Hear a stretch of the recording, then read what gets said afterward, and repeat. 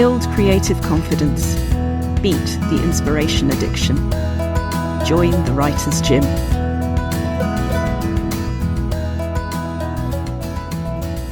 Many years ago, before the Writer's Gym was a membership, let alone a podcast, I was running a workshop in Earls Court, and I had a lovely, lovely group of writers, and it was a really nice atmosphere.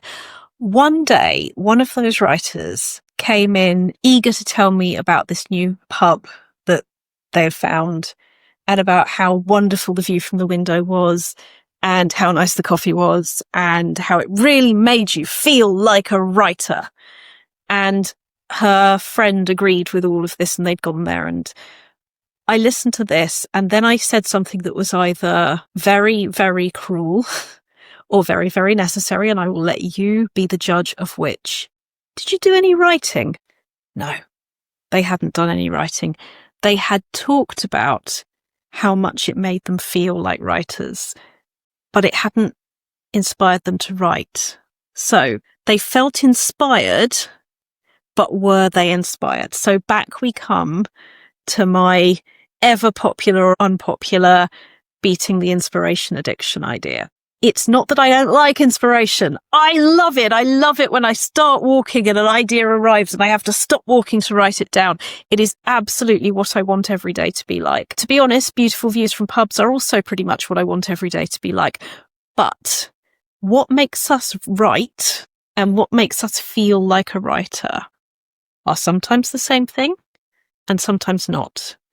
And our job is to be in charge of narrowing that gap, not waiting for the inspiration to do it, but being in charge of it.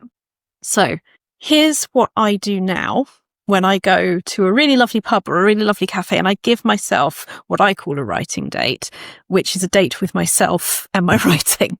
I consciously give the first few minutes to going, oh, this is nice. And I look out of that window and I drink that coffee and I eat whatever it is I'm eating. And I am there, hineni, as we say. I am here in the moment.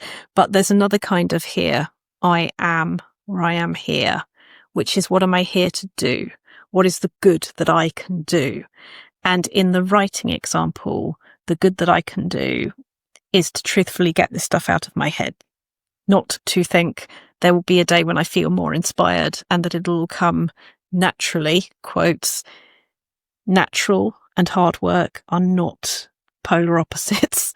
They are both completely necessary for the process. So, yes, I take my writing to a cafe or a pub, but I spend that time with the writing, not just with myself as the writer, but I narrow that gap and I get some stuff onto the page. So when we talk about beating the inspiration addiction, it doesn't mean moving further away from inspiration. I'd say the most direct steps I've taken towards inspiration are when I've understood it's not about a right or wrong answer.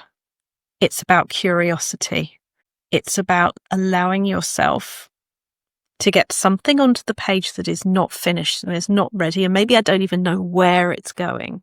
But if I narrow that gap, if I get it from my head to the paper, it follows that the next gap will be narrowed too. That version will be scribbled all over or typed up. It will start moving forward. I will start moving forward as a writer, because the way more writing happens isn't when we have loads more time. It's when we have loads more ownership of the time we have. And I have less time in cafes than I used to. But I know it's on me to make it count.